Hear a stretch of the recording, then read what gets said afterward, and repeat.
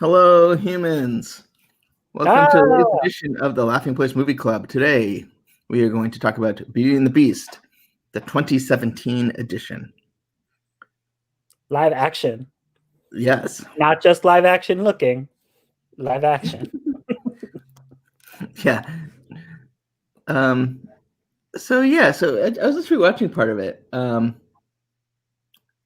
You know, to me, this is one where they really turn the corner on these. Like, I wasn't a huge fan of like the Cinderella live action adaptation because I kind of felt like it took all the Disney fun out of it. There was no songs really. There was no enchanted creatures.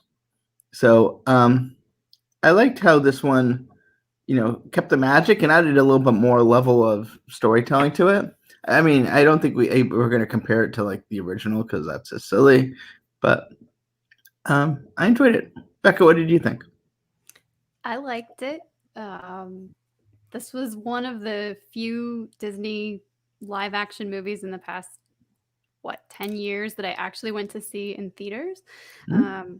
So I had really, really high hopes for it. And I think I had my expectations set a little too high.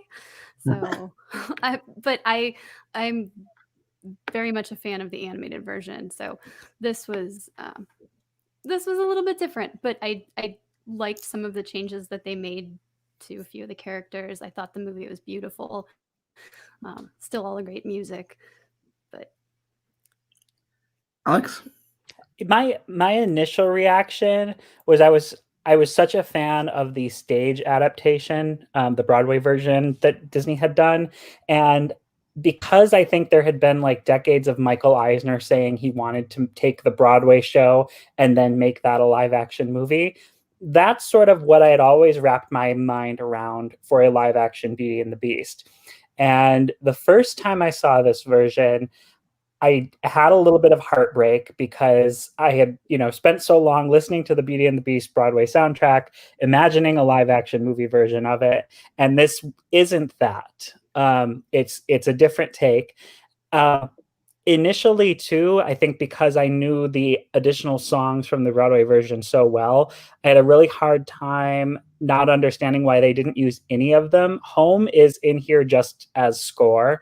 But in particular, the Beast song, If I Can't Love Her, it was really like jarring to me that they wrote a new song that goes in the same moment in the show where If I Can't Love Her happens, but it's not that. Since then, Evermore has really grown on me. I love both. And I enjoy both. And honestly, if I went back, like if Disney's reportedly working on a revival of the Broadway show, but if I went back to see the stage version, I can't decide if I would, which I would be more upset about, not hearing Evermore or not hearing If I Can't Love Her, depending on what creative choice they make. I do think the Academy Awards really snubbed that song in particular. There's three new Alan Menken songs in the film, but the fact that they just completely didn't nominate it or mention it or anything still blows my mind because that's such a powerful song. And since then, I think I needed to see it once to have the initial kind of uh, shock of it wear off. And now I'm able to really enjoy it. And kind of like Becca said, it is beautiful. I love the kind of French opulence of it. And what I think is kind of interesting, just in terms of like the history of the animated film, is if you look at the version that they were originally trying to make before they had Alan Menken and Howard Ashman come in and retool it. This looks more along the lines of that in terms of its visual approach. But then you obviously have all of the Alan Menken, Howard Ashman songs. And if I'm not mistaken, for anyone who's seen Howard, Gaston uses some alternate lyrics from Howard Ashman that they didn't use in the animated version. Yeah, what I learned today too is that the ending verse of Beauty and the Beast that Nanny McPhee sings. Oh yeah. Winter comes to spring. That's Howard Ashman lyrics too. Yep. Yeah, and that is beautiful. That's such a poetic ending. It gives me goosebumps every time.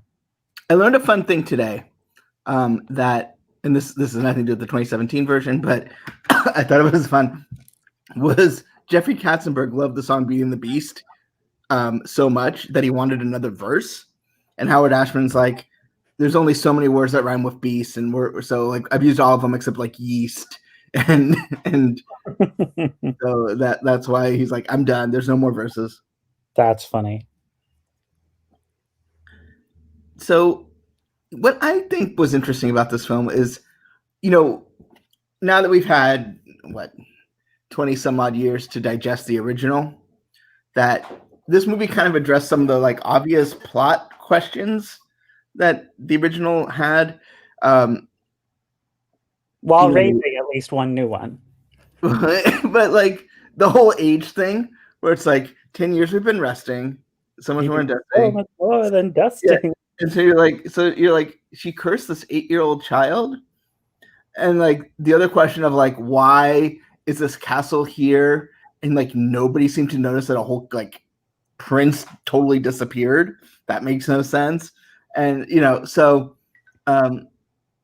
I was kind of like, not that it bothers you like on initial viewing of the original film, don't get me wrong, but you're like, after like 800 viewings of the original. So it's like, here's like, oh, okay, you guys had the same questions I did.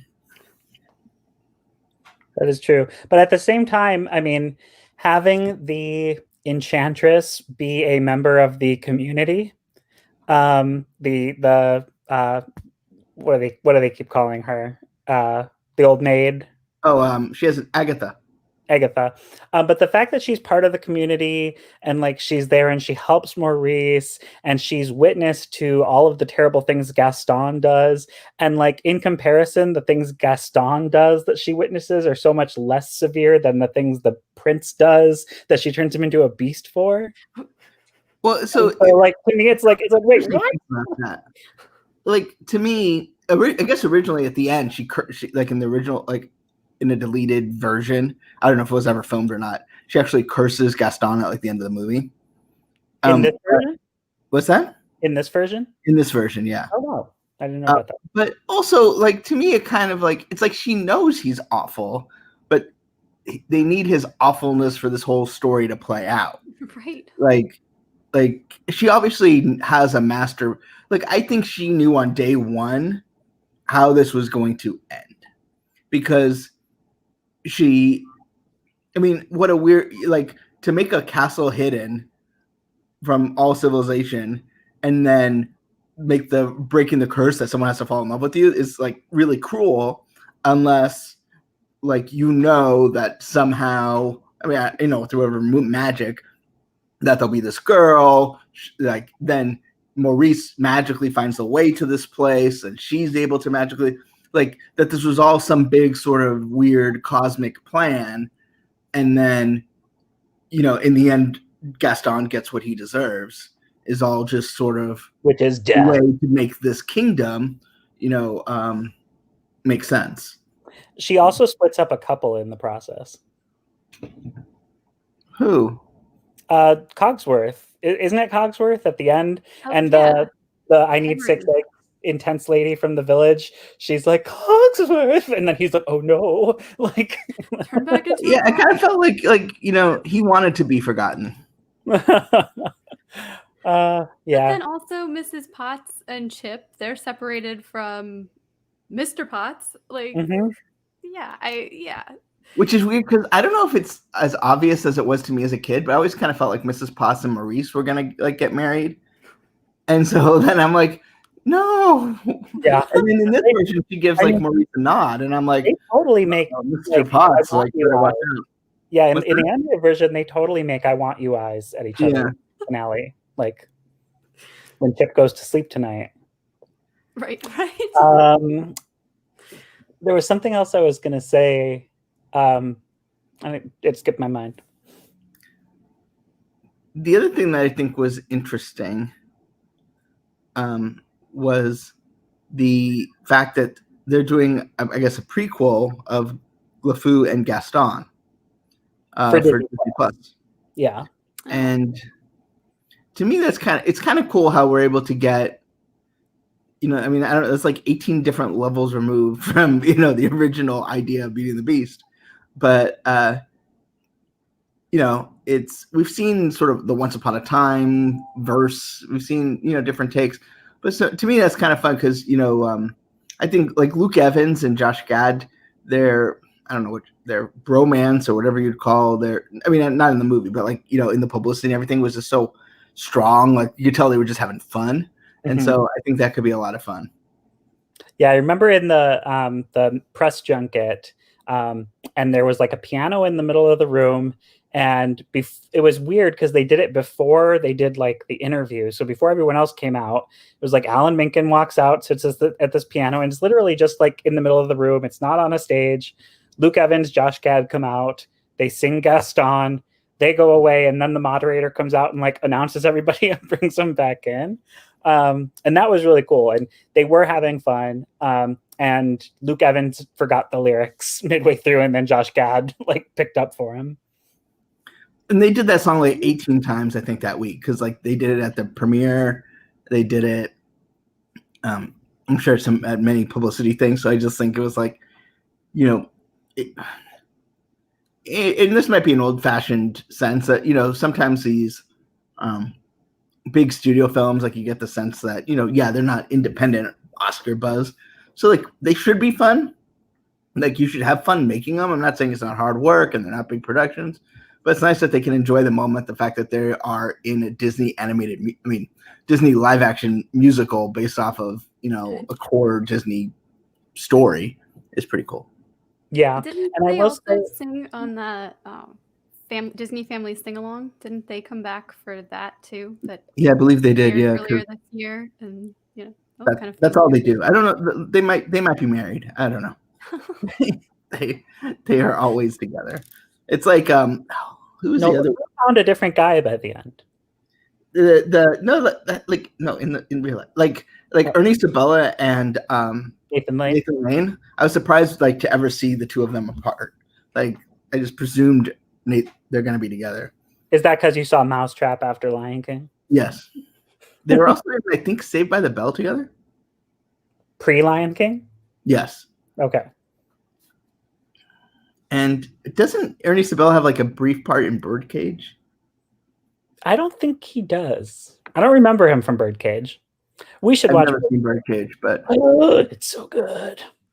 I'm pretty sure it's on HBO Max right now, plugging a different streaming service.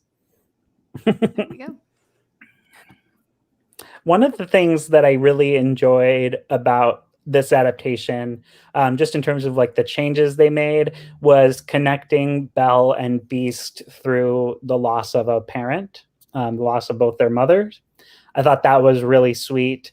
I think one of the criticisms of the Beauty and the Beast era style of storytelling was how quickly characters fall in love.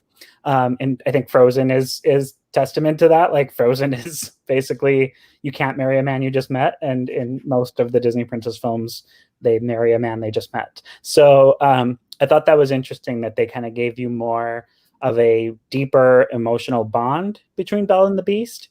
And it was interesting to watch the first half of this today because we ran out of time.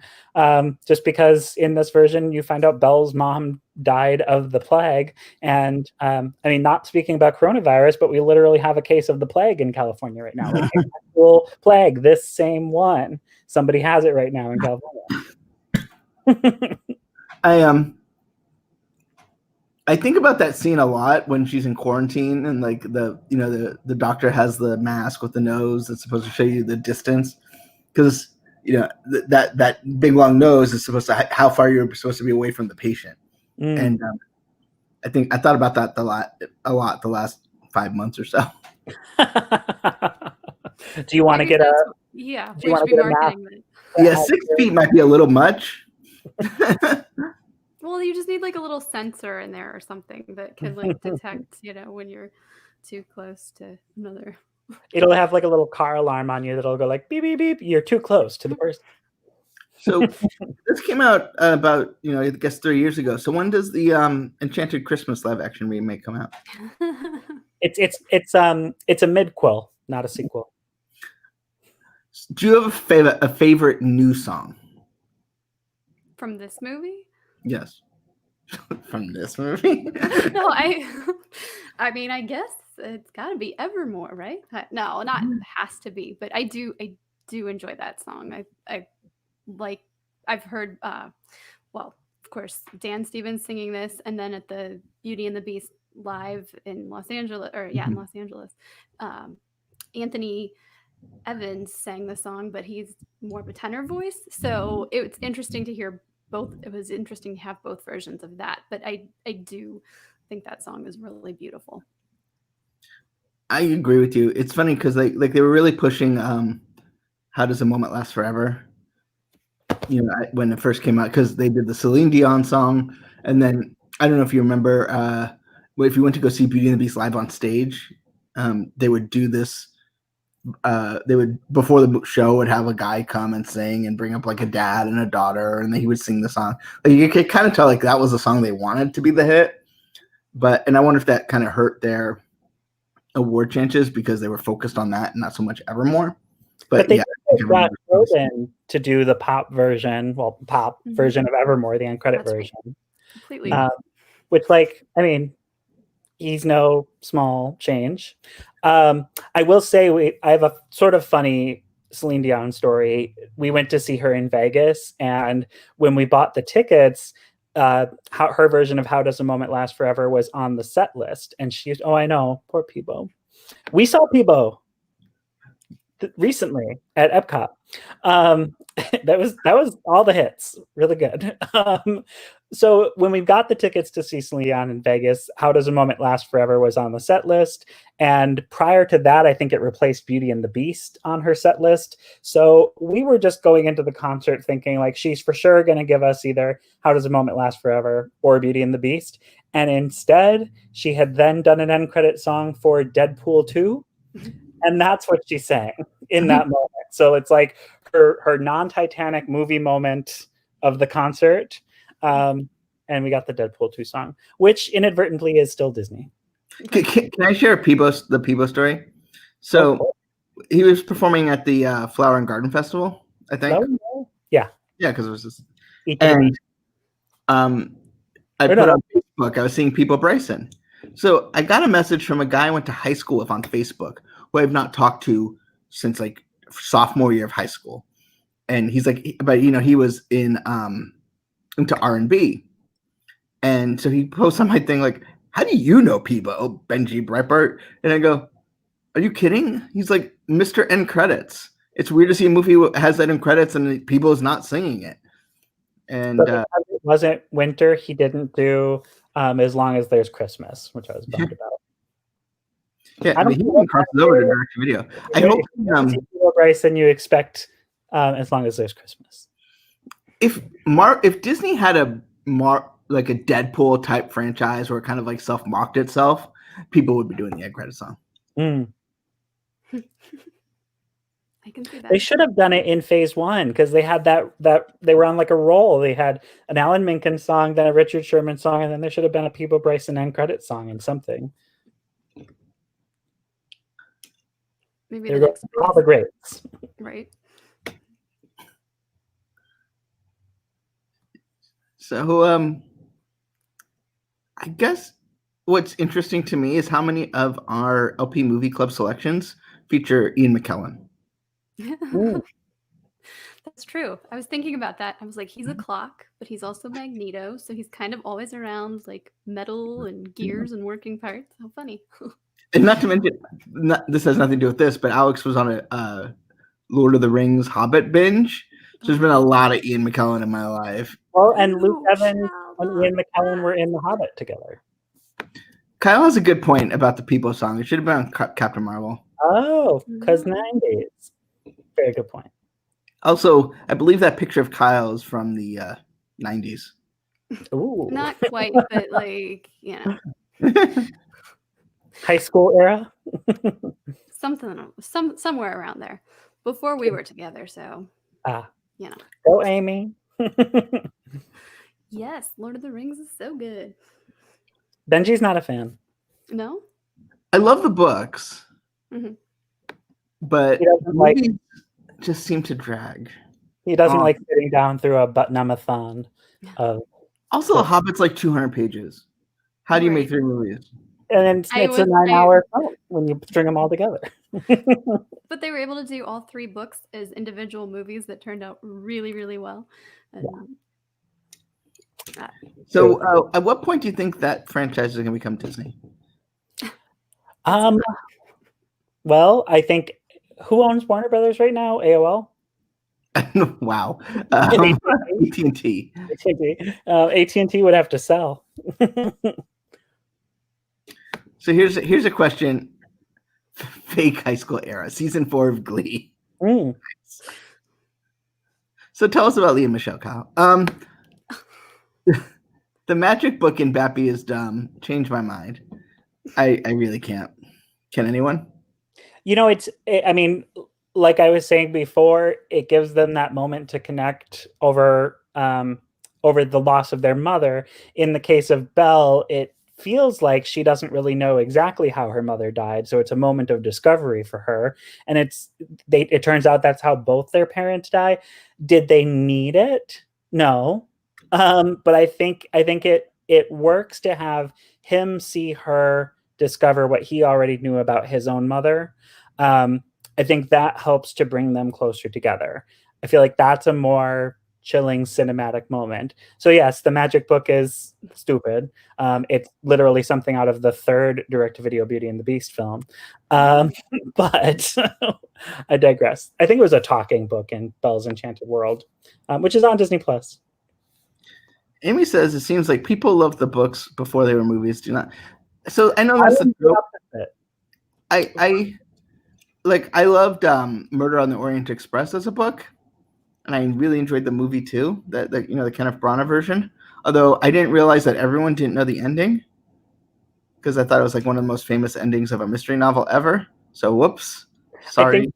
I think Amy's talking about Lord of the Rings, though, right? I think essentially you were just meant in general.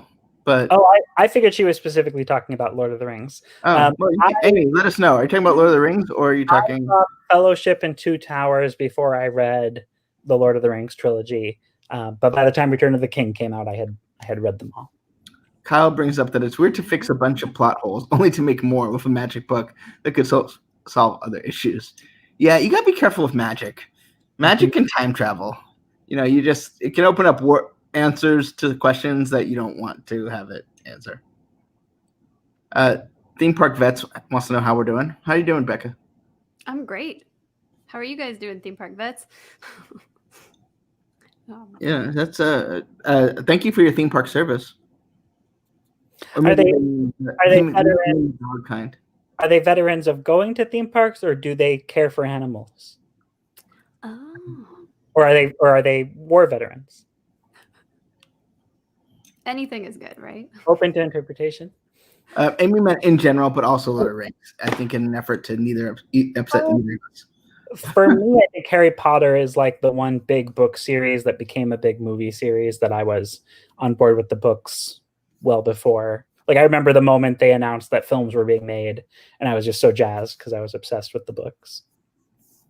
Yeah, there's never been like all my favorite. I've had books that I loved that were adapted into movies, but they were done in such a way that it wasn't like really an adaptation. It was like, let's take this basic concept and make a completely different movie. And so I'm not one of those like, they changed it, kind of people, but like, it's not the same. Well, they both, like, in the end, they should both be able to exist. I mean, there are things that you'll get, even, Lord of the Rings trilogy, as great as that book adaptation was into films, there are things you'll get from seeing the films that you won't get in the books. There are things in the books that you won't get in the films. Well, and I think what people, they're different mediums. I think Howard kind of brought that up, that movie musical is not the same as a stage musical. You can learn from each other, but one thing that I think people get kind of caught up in is like treating the source material like it's biblical. Or biblical is not even the right word, because there's a lot of debate there, but like that it's canon, right? It's the way it is. I mean, you get that a lot in Star Wars, where it's like, this is the way. It's like they get upset because they don't like the way something happened, because that's not the way they think it actually happened, when there is no actually happened. It's just a script and stuff. And so we, especially as we get into more cinematic universes, people get a little tied up into like which is the real version, which is they're all baloney. Unless you're watching a historical drama, and so you have like we have if you go to Disney Plus, you have Beauty and the Beast, and then you have Beauty and the Beast 2017. You can watch both at any time. One does not replace the other. Just like a myriad of other things that are on Disney Plus, where there's different versions of the same thing. Type the word Dalmatian. Yeah, right. Type in the word down. Even Beauty and the Beast, Beauty and the Beast and Enchanted Christmas. I mean, there's various ways to attack a story, so you can enjoy the way they tell the story in the original animated one. You can enjoy the way they tell the story in Broadway, at the Theater of the Stars, at Fantasyland. you can, some are you're gonna like more than others, and it's obviously natural to compare them, but that doesn't mean one negates the other. They didn't make the movie to replace it, so that they're taking it out of the shelf. I mean, there's some movies where I think that's part of their thinking. It's like, this is controversial, so we're going to make a new version that doesn't have that controversy, but not with this one, at least not yet. So, that's why I hate the which version you like better question. It's obviously the easy question to go to, but it's not. It's a false choice. Pick both. Or none, or whatever. You asked me earlier, though, where I rank the Theater of the Stars version, the Hollywood Studios stage show. And I think I made up, like, potentially there might be like a Barbie Beauty and the Beast that probably ranks above it. And then in the 90s, there were those fake versions of Disney movies. I personally fell victim to the fake Aladdin for sale. It was like in a clamshell case, looked like Disney's Aladdin, but then you get it home in like Genie's Orange, and it's really low quality animation. And so I ranked like fake Beauty and the Beast above the Theater in the Stars version. Roar. Roar.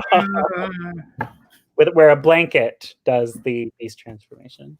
Oh, that sounds very exciting. You can literally see his feet. I love when it's like a very windy day, because the blanket will blow, and at one point you'll see like that there are two men behind it, one who's the prince and one who's in the beast suit already. Oh, yeah. Good times.